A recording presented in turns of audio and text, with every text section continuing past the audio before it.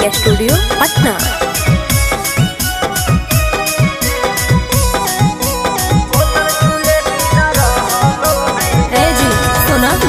रोजे रोजे पियो ने पिया जइबो पतारा पिया हो जइबो दोबारा।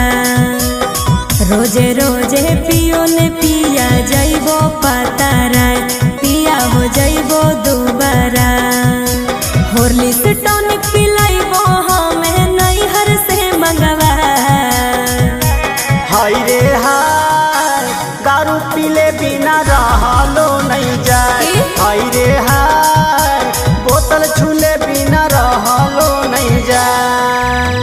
आज नहीं मनबो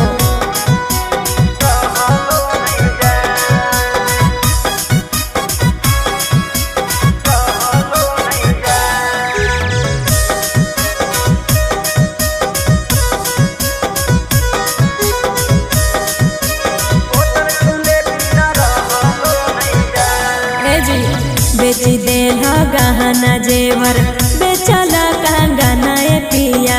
सुध पर नतिया बालू धरल पलंग ए पिया।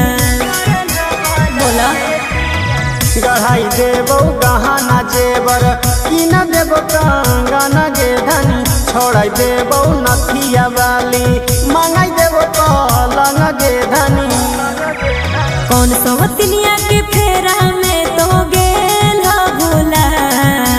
बोला हाय रे हाय दारू पीले बिना रहलो नहीं जाए। हाय रे हाय बोतल छूले बिना रहलो नहीं जाए।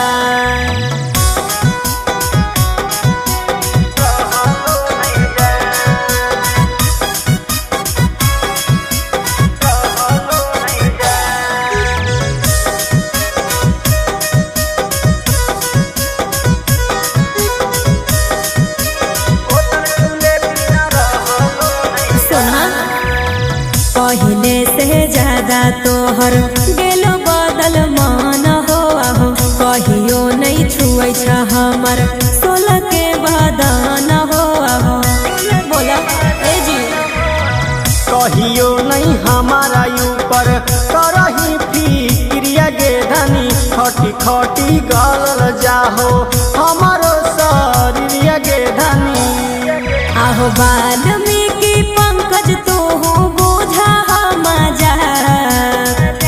हाय रे हाय दारू पीले बिना रहलो नहीं जाए। हाय रे हाय